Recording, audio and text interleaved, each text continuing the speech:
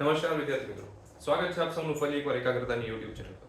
મિત્રો, આશા કરું છું બહુ સરસ તૈયારી કરી રહ્યા છો તમે બધા. ત્યારે આ જુસ્સા સાથે ખૂબ જ સરસ ગતિથી આપણે આગળ વધીશું.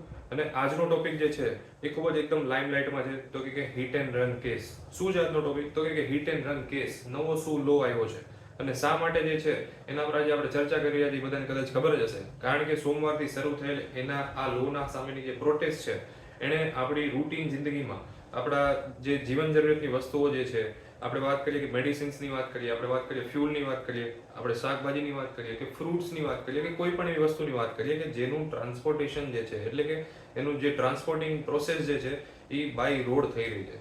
એટલે કે લગભગ ઘણી બધી વાત કરીએ તો આપણે ડેટા પ્રમાણે લગભગ 50%થી વધારે કોમર્શિયલ વેહિકલ્સ જે છે એ ગઈકાલથી લઈને આજ સુધીમાં એના પૈડા થંભી ગયા છે. અને એક ખૂબ જ ઉગ્ર પ્રોટેસ્ટ જે છે એ ધીમે ધીમે આગળ વધી રહી છે. તો હિટ એન્ડ રન કેસ શું છે એના ઉપર આજે આપણે ખૂબ જ ટૂંકમાં, ખૂબ જ સરળતાથી, ખૂબ જ સારી રીતના સમજીશું. વિડીયોને છેલ્લે સુધી જોજો. હિટ એન્ડ રન કેસના નવા સ્ટેટમેન્ટ પ્રમાણે હિટ એન્ડ રન કેસમાં જે સજાની જોગવાઈ થયેલી છે એ શું દર્શાવે છે? તો કે એમાં જે કીધું છે એ પ્રમાણે લગભગ તો કે 7 લાખ રૂપિયા સુધીની પેનલ્ટી અને 10 વર્ષ સુધીની જેલની પ્રોવિઝન જે છે એમાં કરવામાં આવ્યું છે. તો મિત્રો, આજે જ્યારે કોઈ પણ એક ડ્રાઈવર, વાત કરીએ કે કોઈ વ્યક્તિ છે ડ્રાઈવર, બરાબર છે, કે જે એક વાહન ચલાવીને પોતાનું ઘર ચલાવી રહ્યો છે, બરાબર છે, અને એ વ્યક્તિ જે છે એની જ્યારે વાત કરીએ, એની જે દલીલ સાંભળી, આજે આપણે ન્યૂઝમાં જોયું, અમુક ઘણા બધાના ઇન્ટરવ્યુ જોયા, ઘણા એસોસિએશનના મેમ્બર્સની સાથે વાતચીત થઈ, ત્યારે ખબર પડે કે એ લોકોના પ્રમાણે એ લોકોનું કેવું એવું છે કે મારી પાસે 7 લાખ રૂપિયા હતો તો એ કે હું મારી ગાડી જ ન લાવતો, સીધી જ વસ્તુ છે ને. અથવા તો એ એવું કે આજે અમુક એવા સંજોગોમાં આજે એક્સિડન્ટ છે એ ઇન્ટેન્શનલી ન થતું હોય તો આ પ્રોવિઝન જે આપ્યા છે, આ જે સ્ટેટમેન્ટ આપ્યું છે, આ જે લો આપ્યો છે, એમાં બીજી એવી કોઈ શરતો છે કે જે ડ્રાઈવરોની સાઈડથી એમને એવું ફીલ કરાવે કે ઓકે, અમારા સપોર્ટમાં આમાં ક્યાંક કંઈક લખાણ છે?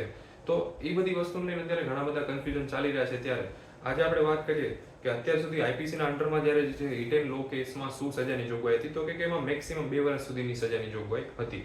અને હવે જે છે એ બીએનએસ એટલે કે ભારતીય ન્યાય સંહિતાના અંડરમાં જે છે હવે 7 લાખ સુધીની પેનલ્ટી અથવા તો 10 વર્ષ સુધીની જેલની સજાની જોગવાઈ કરવામાં આવી છે. એટલે હવે જ્યારે વાત કરીએ તો આમાં ક્રિટિકલ શું થઈ જશે? તો કે જ્યારે એક્સિડન્ટ થયું છે તો એનું ઇન્વેસ્ટિગેશન બહુ ક્રિટિકલ થઈ જશે. એ લોકોની દલીલ પ્રમાણે એમનું કેવું એવું જ છે. સિમ્પલ વાત કરીએ, અત્યારે શિયાળાનો સમય છે, બરાબર છે, અત્યારે સિમ્પલ આપણે વાત કરીએ કે નાઇટ ડ્રાઈવ થતું હોય, રાતના સમયે કોઈ પણ ટ્રક જઈ રહી છે, ફોગ એકદમ જ ફોગ થઈ ગયો છે, બરાબર છે, કે ભાઈ રસ્તા ઉપર વિઝિબિલિટી એકદમ ઓલમોસ્ટ નિયર ટુ ઝીરો છે. ત્યારે જ્યારે વાત કરીએ કે ત્યારે સપોઝ હાઈવે ઉપર કોઈ એક્સિડન્ટ થાય છે, તો એના માટે કોને જવાબદાર ઠેરવવાનું? અથવા તમે વ્યવસ્થિત રીતે તમારી લેનમાં, તમારી ગતિ મર્યાદામાં ચાલી રહ્યા છો, પાછળથી કોઈ આવીને ગાડી ઠોકી દે છે ને તમારાથી આગળની ગાડીમાં કોઈ નુકસાન થયું અથવા તો એમાં કોઈ ગંભીર રીતે ઘાયલ થયું કે કોઈની ડેથ થાય છે, તો ત્યારે આ કેસમાં કોને ગણવામાં આવશે કે કોણ આમાં જવાબદાર હતો? તો એ દરમિયાન એની ઇન્વેસ્ટિગેશન બહુ ઇમ્પોર્ટન્ટ થઈ જશે. તો ત્યારે આવા ઘણા બધા કન્ફ્યુઝન, ઘણા બધા પ્રશ્નો, ઘણી બધી દલીલો જે છે અત્યારે ડ્રાઈવર અને ઘણા બધા જે છે એસોસિએશન, ટ્રાન્સપોર્ટના એસોસિએશન વચ્ચે જે છે અને એમના અને સરકાર વચ્ચે જે છે ઘણી બધી દલીલો ચાલી રહી છે. ત્યારે આજે આપણે વાત કરીએ, થોડા ડિટેલમાં લોને જાણીએ. તો એઆઈએમટીસી એટલે કે all India motor transport Congress દ્વારા શુક્રવારે જે છે આ લોની સામે જે છે પ્રોટેસ્ટ જાહેર કરવામાં આવી અને સોમવારથી જે છે ઘણા બધા જે આપણે કીધું એ પ્રમાણે કોમર્શિયલ વેહિકલોના પૈડા થંભી ગયા છે. એઆઈએમટીસીની માનીએ તો એમના પ્રમાણે એમના જે પ્રેસિડેન્ટ છે અમૃતલાલ મદાન, એમણે કીધું એ પ્રમાણે કે ઓલરેડી આ ફિલ્ડમાં અમારે કે 25-30% ડ્રાઈવરોની અછત છે. કેમ કે આજે સિમ્પલ વસ્તુ છે ને, કોઈ એવું તો ન ઈચ્છતો હોય યુવા કે ભાઈ હું મોટો થઈને ડ્રાઈવર બનીશ. તો એ ઓલરેડી જે છે એમને અત્યારે બધું મેનેજ કરવામાં એમાં ઘણી બધી તકલીફો પડી રહી છે અને ડ્રાઈવરની ઘણી બધી અછત છે. અને એમનું કહેવા પ્રમાણે કે એમની આ લો બનાવવા દરમિયાન કોઈ કન્સેન્ટ લેવામાં નહોતી, એવી કોઈ ચર્ચા વિચારણા નહોતી થઈ અને ડાયરેક્ટલી જે છે એના પરના સ્ટેટમેન્ટ આપણને રજૂ કરવામાં આવ્યા છે. અને આવા કડક નિયમોના પગલે ઘણા બધા ડ્રાઈવરોએ પોતાની જવાબદારી છોડીને જે છે પોતાની જોબ પણ છોડી દીધી છે અને ઘણા બધા લોકો ટૂંકમાં પેનિક કરી ગયા છે. આજે નાનો માણસ હોય, આજે કોઈ પણ સરકારનો નવો નિયમ આવે છે તો એમની પાસે પૂરતી માહિતી ન હોય તો આપણે બની સાચી જ વાત છે કે પેનિક કરી જાય. અને ત્યારે જે છે આજે આ પ્રોટેસ્ટ આટલી ઉગ્ર બની રહી છે, ત્યારે આપણા માટે એ બહુ અગત્યનું થઈ જાય કે શું છે આ લો એક્ઝેક્ટલી આપણે જાણવું પડે. તો આપણે વાત કરીએ તો નવા લો પ્રમાણે શું પ્રોવિઝન છે? તો કે કોઈ પણ વ્યક્તિ એવી રીતના ફાઉન્ડ થાય, એટલે કે ગિલ્ટી ફાઉન્ડ થાય કે ભાઈ જે ઇન્વોલ્વ હોય છે કોઈ રેકલેસ ડ્રાઇવિંગમાં, અને આપણે કહીએ કે જ્યારે એનાથી કોઈ એક્સિડન્ટ થાય છે, કોઈની ડેથ થાય છે કે કોઈ ગંભીર રૂપે ઘાયલ થાય છે અને આ એક્સિડન્ટ થયા પછી સ્પોટ ઉપરથી ભાગી જાય છે, પોલીસને રિપોર્ટ નથી કરતો, ત્યારે જે છે આ સજાના અંડરમાં જે છે એને 10 વર્ષની જેલની સજા થઈ શકે છે. આ એક પ્રોવિઝન થયું. બીજું શું કહે છે? તો કે સપોઝ રેકલેસ ડ્રાઇવિંગ છે, નેગ્લિજન્સ છે ને જેના લીધે કોઈને ડેમેજ થયું, કોઈની ડેથ થઈ, પણ તમે જે છે સ્પોટ ઉપરથી ભાગી નથી જતા અને તમે પોલીસને રિપોર્ટ કરવા જાઓ છો, રિપોર્ટ કરો છો અથવા તેને મદદ કરી રહ્યા છો, એ કેસમાં તમને એ સજા જે છે 10 વર્ષની બદલે તમને માત્ર 7 વર્ષની થશે. તો આ રીતના એમાં 2 પ્રોવિઝન આપવામાં આવ્યા છે. ઇઝી છે સમજવા માટે. હવે આપણે વાત કરીએ કે અત્યાર સુધીના શું સ્ટેટમેન્ટ હતા, અથવા અત્યાર સુધીના શું સજાની જોગવાઈઓ હતી અને હવે શું નવું થયું તો મેં તમને કીધું કે 7 વર્ષ અથવા 10 વર્ષની જે 2 પ્રોવિઝન આપી અને 7 લાખ સુધીની પેનલ્ટી તમને થઈ શકે છે. આઈપીસી જે છે એના અંડરમાં અત્યાર સુધી હિટ એન્ડ રન કેસમાં અલગ અલગ સેક્શન જે છે રજૂ કરવામાં આવ્યા હતા. જેમ કે સેક્શન 279 પ્રમાણે રેકલેસ ડ્રાઇવિંગ એના અંડરમાં આવતું હતું. સેક્શન 304A પ્રમાણે તો કે એમાં કોઈની ડેથ થાય છે નેગ્લિજન્સના લીધે, કે ભાઈ ખરાબ ડ્રાઇવિંગ કર્યું અથવા તો નેગ્લિજન્સ બતાવ્યું, તમે ટૂંકમાં ગંભીરતાપૂર્વક તમારું કામ નથી કરી રહ્યા, રેકલેસલી તમે ડ્રાઈવ કરી રહ્યા છો, તમારી લેનની બહાર જઈ રહ્યા છો, ઓવર સ્પીડિંગ કરી રહ્યા છો, એના લીધે કોઈને ડેમેજ થાય છે, કોઈની ડેથ થાય છે, તો એ 304 એમાં આવતું હતું. 338 આઈપીસી 338 પ્રમાણે જે છે કોઈની લાઈફ તમે ડેન્જરમાં મૂકો છો તમારા નેગ્લિજન્સ અને તમારા ટૂંકમાં કહેવાય ને કે જે કીધું પ્રમાણે ઓવર સ્પીડિંગ અને એના લીધે, તો એક એ વસ્તુ આવે છે. અને 302 આવતું એ મર્ડર માટે આવતું, જે એક્સેપ્શનલ કેસમાં લાગુ પડતું. તો આ રીતના આઈપીસીમાં પહેલા આવી રીતની જે છે સજાઓની જોગવાઈઓ હતી, પણ એમાં જે છે મેક્સિમમ સજા જે હતી ને એ હતી માત્ર મેક્સિમમ 2 વર્ષની જેલની સજા હતી. જ્યારે હવે જે છે આ અલગ અલગ રીતના જે આપણે ચેન્જ કર્યા અને 2 પ્રોવિઝન આપીને એને લો જાહેર કર્યો છે. રોડ સેફ્ટી એક્સપર્ટની આપણે માનીએ તો એમના પ્રમાણે લગભગ ઇન્ડિયામાં એવરી મંથ એવરી યર જે છે એ 80,000 થી વધારે લોકોની ડેથ થતી હતી હિટ એન્ડ રન કેસના લીધે. એટલે આજે જ્યારે આપણે આંકડો જે જોઈએ ને કે ભાઈ 80,000 લોકો મૃત્યુ પામતા હતા અથવા તો ગંભીર રીતે ઘાયલ થતા હતા હિટ એન્ડ રન કેસના લીધે. એટલા માટે રોડ સેફ્ટી એક્સપર્ટે જે છે ને ઘણા સમયથી સરકારને અપીલ કરી હતી કે આના ઉપર આપણને હવે એક ક્લિયર ડેફિનેશન જોઈ છે કે જેથી કરીને આ બધા જે બનાવ બને છે એને આપણે કંટ્રોલ કરી શકીએ.